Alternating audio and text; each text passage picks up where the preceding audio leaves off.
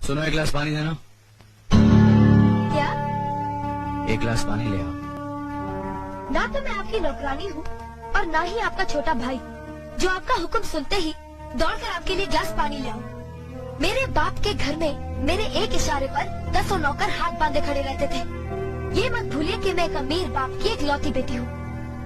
आप तो उम्र में बड़े हैं ना, किससे किस तरह की बात की जाती है इतनी तमीज तो आपको आनी चाहिए। Mind it.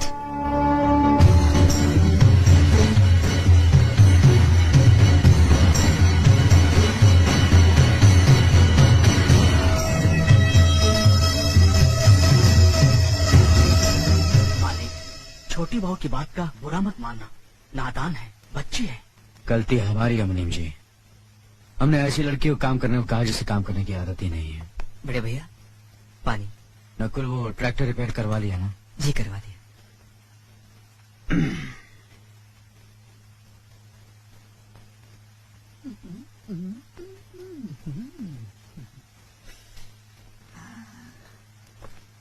नमस्ते मास्टरनी जी। अरे अरे, आप नीचे क्यों बैठ गए? ऊपर बैठिए ना। नहीं नहीं, मैं यही ठीक हूँ। आप पैर ऊपर रखिए ना। नहीं नहीं, आप ऊपर बैठिए। नहीं, आप पैर रखिए ना। नहीं, आप ऊपर बैठिए अरे ना। आप पैर रखिए ना। प्लीज आइए ऊपर बैठिए। ओके, आप जहाँ बोलोगी वही मैं बैठूंगा। अपनी इस पहली मुलाकात की मिठास काफी दिनों तक मीठी रहे, इसलिए मैं आपके लिए मिठाई लाया हूँ। Thank you. किसी ने सच ही कहा है कि जवानी में जवान लोगों से ही दोस्ती करनी चाहिए। देखो ना, हम दोनों कितने जवान लग रहे हैं, तरोताजा लग रहे हैं, फ्रेश लग रहे हैं, बिल्कुल एक दूसरे के लिए। नहीं, आपकी हंसी बहुत खूबसूरत है, लेकिन आप हंस क्यों रही हैं? आपकी बातें सुनकर। अच्छा अच्छा। अभी आप कह रहे थे कि आप अभी तक जवान हैं। यस। और मैंने सुना है कि आपका एक बेटा है 30 साल का। मेरा बेटा? हाँ। उस हरामी को तुम मेरा बेटा समझती हो? वो तो मुझे कुंभ के मेले में मिला था, कुत्ता समझकर पाल लिया। मास्टरनी जी, मैं अभी तक शुद्ध कुंवारा हूँ। अभी पोल्यूशन की वजह से नमक थोड़ा कम हो गया है, बूढ़ा दिखता हूँ, लेकिन जवानी अंदर से झूले पे झूल रही है, बिल्कुल झूल रही है। अच्छा है?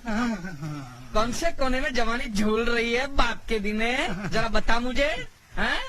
इसको फंसाने के लिए मैं तुझे कुंभ के मेले में मिला और मुझे कुत्ता समझ के पाला, कुत्ते के बाप। अरे अरे, अपने बाप से इस तरह बात कर रहे हो? अबे तू जानती नहीं है इस कमीने को। ये कमीना अपनी जवानी की रंगीन कहानियां सुना सुना कर कितनी औरतों का एक रात का पति बन चुका है। और इधर भी तेरे यहाँ एडमिशन लेने इसी लालच में आया है, संभालना। शर्म करो, ये तुम्हारे बुजुर्ग हैं। क्या हुआ? पित्त के कारण मेरे बाल थोड़े सफेद हो गए, तो मास्टरनी मुझे बुजुर्ग कह रही है। मास्टरनी, न देख उम्र मेरी, लाजवाब कर दूंगा, तुझे कली से महकता गुलाब कर दूंगा। हर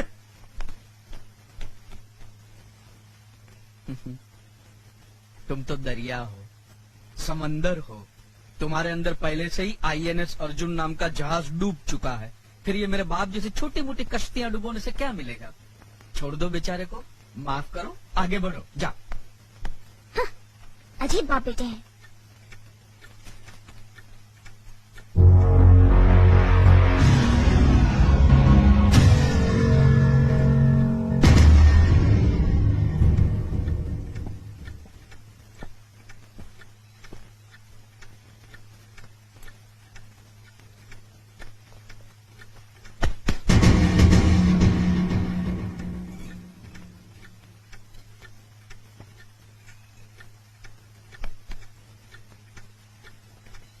इसे मैं फेंक देता हूँ बड़े भैया, आप चाहिए। मुनीम जी, चौराम प्रसाद की बेटी की शादी के लिए जेवर देने के लिए कहा था, भिजवा दिया? जी हाँ मालिक। शहर में रहकर यही बदतमीजी और ओछी हरकतें सीखी आपने? अपने से बड़ों का लिहाज करना नहीं आता आपको? किससे कह रहे हो तुम? आपसे कह रहा हूँ। औरत पैदा हुई है तो औरत की तरह रहना सीखिए। मीना। नकुल, तुम अंदर जाओ।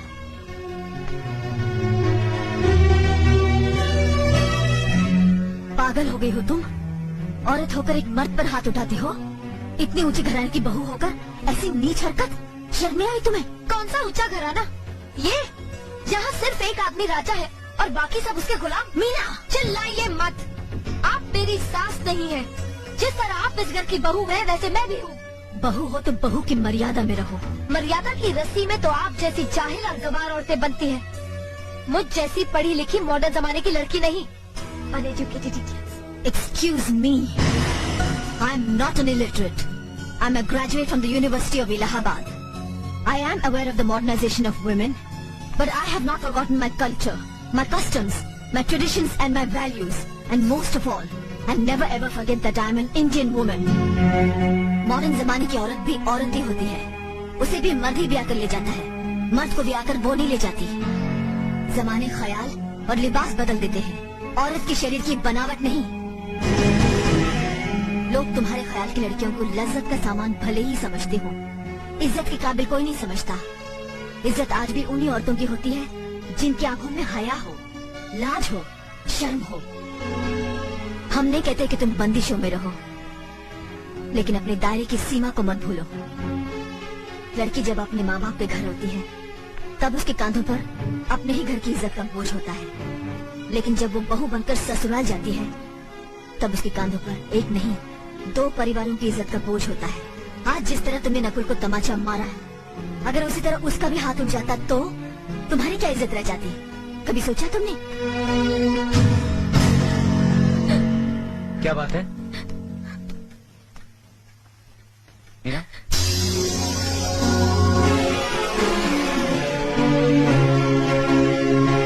क्या हुआ भाभी?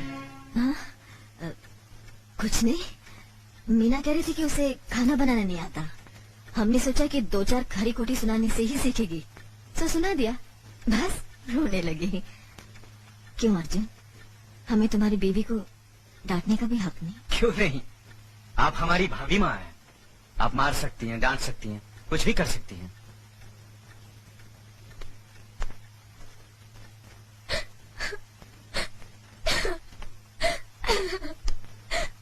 मैंने भूल की जो मैं लोगों के बीच आ गई। मेरी तो इस घर में कोई इज्जत ही नहीं है। जब देखो तो सब मेरी इंसल्ट करते रहते हैं। मैं कब से रो रही हूँ, तुम पूछ भी नहीं रहे हो कि मैं क्यों रो रही हूँ। बेकार हो रही है तो कौन पूछेगा?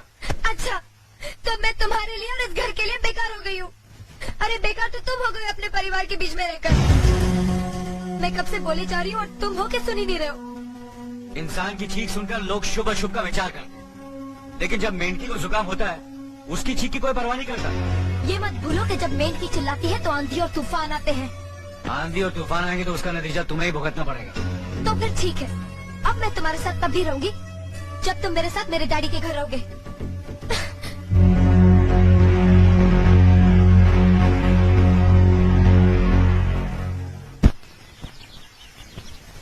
हमारी मीना बहुत प्यारी बच्ची है, लेकिन उसमें अभी भी बचपना है। हमारे तौर तरीकों को नहीं जानती है, लेकिन आस्ता आस्ता हम उसे सब सिखाते हैं।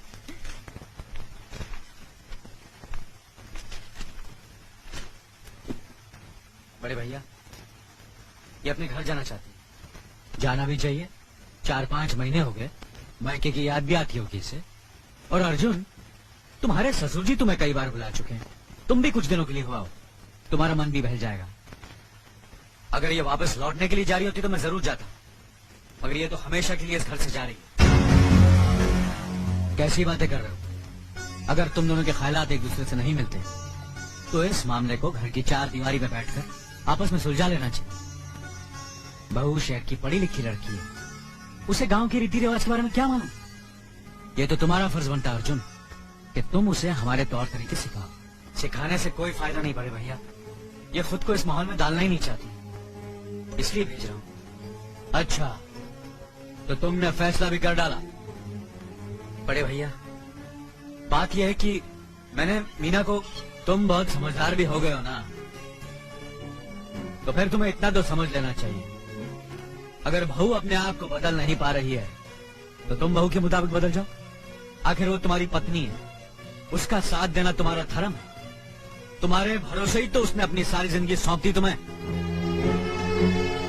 अर्जुन, मेरे दर्द पर तुम तड़प उठोगे, तुम्हें तकलीफ होगी तो मैं रो दूंगा, क्योंकि हम दोनों एक ही माँ की संतान हैं। खून का रिश्ता है हमारा। मगर पत्नी का नाता उससे कहीं ज्यादा गहरा होता है, क्योंकि वो पराए घर से आकर अपनों से कहीं ज्यादा अपनी हो जाती है, परछाई बन जाती है हमारी। पति शरीर है तो पत्नी उसकी आत्मा है। पत्नी ही पति के जीवन को सही अर्थ देती है, उसे कामयाब बनाती है। पत्नी के बगैर पति बेजान और बेमानी हो जाती है।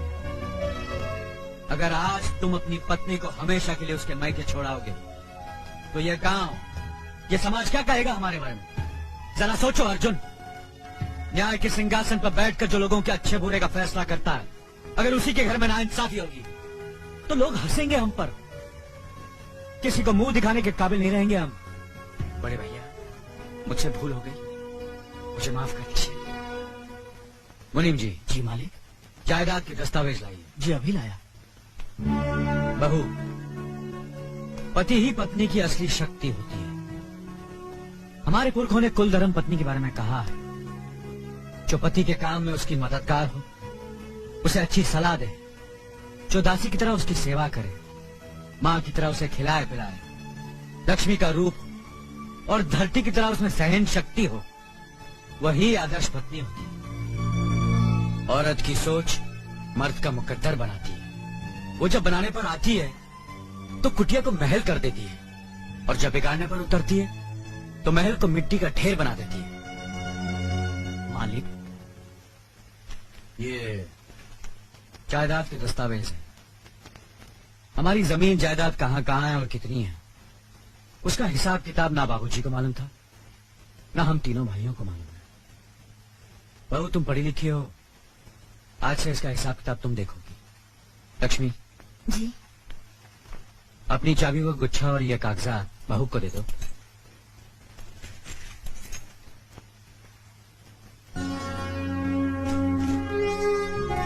आज से तुम इस घर की मालकिन हो।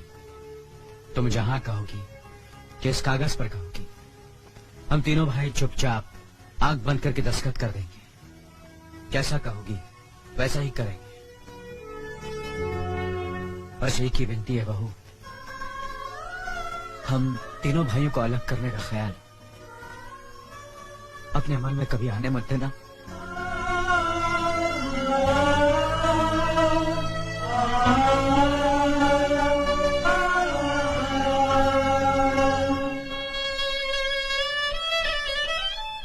बहुत अच्छा किया तुमने बहू, बहुत अच्छा किया। इनकी आंखों में आंसू देखने की हमने सपने में भी उम्मीद नहीं की थी, लेकिन तुमने हमें दिखा दिया। बहुत अच्छा किया तुमने, बहुत अच्छा किया।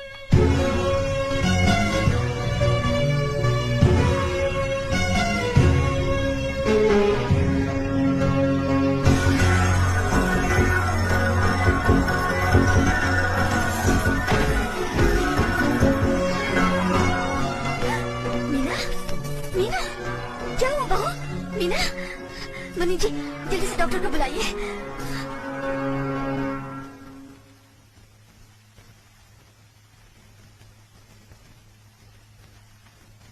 घबराने की कोई बात नहीं, ये माँ बनने वाली है।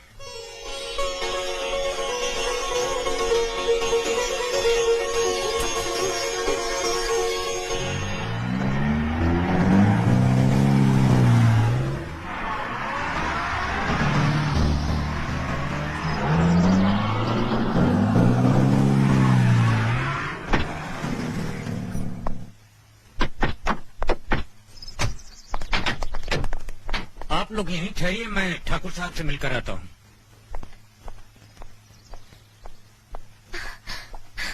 डैडी, डैडी, कैसी हो बेटी? What a pleasant surprise. आने की खबर भी नहीं की।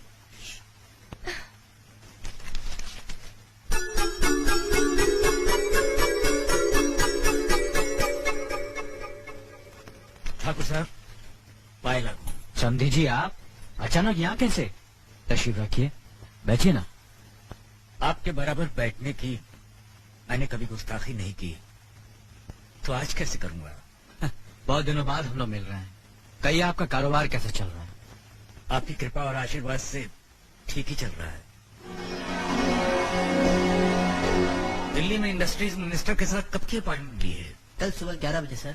इनकम टैक्स केस का वकील ने कहा है कि 15 तारीख की हियरिंग में मामला क्लियर हो जाएगा। आज एक्सपोर्ट का माल जापान के लिए जहाज से रवाना हो जाएगा ना? जी हाँ सर। नमस्ते ठाकुर साहब। नमस्ते नमस्ते नमस्ते। अरे दीनानाथ जी, आप लोगों ने यहाँ आने की तकलीफ क्यों की? मैं आपकी संस्था के लिए गवर्नर साहब से बात कर चुका हूँ, आपका काम हो जाएगा। धन्यवाद। बहुत बहुत अरे गोपीनाथ जी, होम मिनिस्टर ने वादा किया कि आपके भाई का ट्रांसफर जल्दी ही हो जाएगा। Thank you sir. Daddy, good morning daddy. Good morning my child.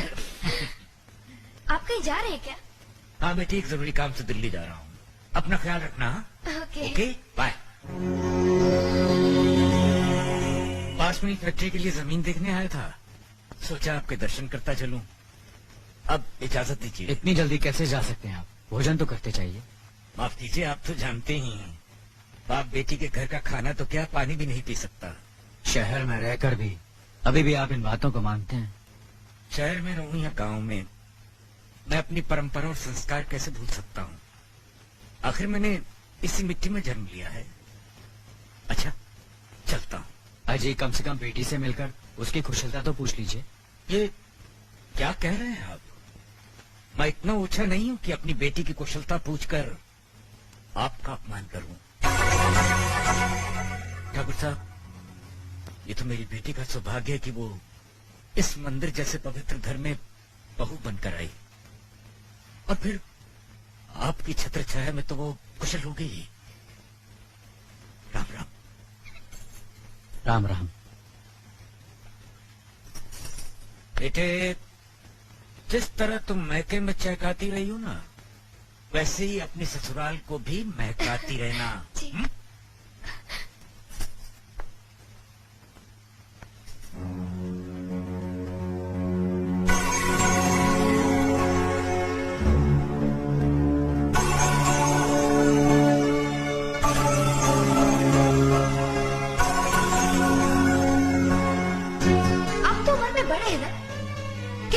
तरह की बात की जाती है, इतनी तमीज तो आपको आनी चाहिए।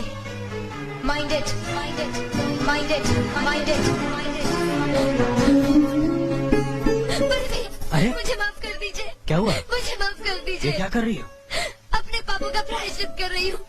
मैंने आप जैसे देवता का अपमान किया है, आपका दिल दुखा है। मुझे माफ कर दीजिए बड़े भैया, मुझे माफ कर दीजिए, मुझे माफ कर दीजिए।